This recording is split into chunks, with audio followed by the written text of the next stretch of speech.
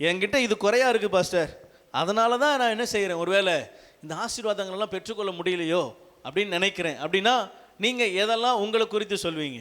சரியான நேரத்தில் கர்த்தரை தேடலை, என்ன வேதம் சொல்லுது, அவரை கண்டறியத்தக்க சமயத்தில் அவரை தேடுங்க. ஒருவேளை ஜெபிக்காமல் இருக்கிறதுல, வேதம் வாசிக்காமல் இருக்கிறதுல, குறை உள்ளவனாக இருக்கிறதுனால எனக்கு என்ன செய்யலாம், ஒருவேளை குறை இருக்குதோ, வேற எதனால் குறை வரலாம், ஆலயத்துக்கு கரெக்டாக வரலாம் கூட என்ன செய்யலாம், ஒருவேளை குறை இருக்குமோ அப்படின்னு யோசிக்கலாம். வேற எதெல்லாம் குறை, வசனத்துக்கு கீழ்ப்படிந்து நடக்காதனால ஒருவேளை என் வாழ்க்கையில் குறை இருக்கலாமோ?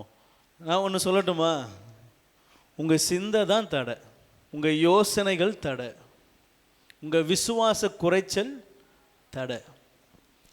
குறை வர்றதுக்கு ஒரு முக்கியமான ஒரு விஷயம், அதாவது இது சொன்ன எல்லாத்துக்கும் ஒரு முக்கியமான ஒரு கருப்பொருள் என்னென்னா, இந்த மைண்ட், இந்த சிந்தை, இந்த எண்ணம், இந்த யோசனை இங்கே இருந்து தான் நம்முடைய குறைகள் முதலாவது என்ன செய்கிறது, ஆரம்பிக்கிறதா இருக்குது.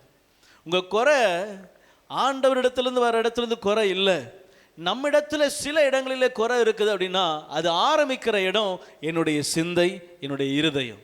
எல்லாவற்றையும் சுதந்திரத்து கொள்ளாத இருக்கிறதுக்கு காரணம் என்ன அப்படின்னா, எனக்கு தேவனை குறித்ததான சிந்தை குறைவாக என்ன செய்கிறது, காணப்படுகிறது.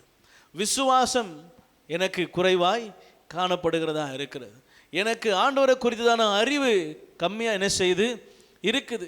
ஏற்ற நேரத்தில் கர்த்தரை விசுவாசிக்கிற இருதயம் என்னிடத்துல இல்லை.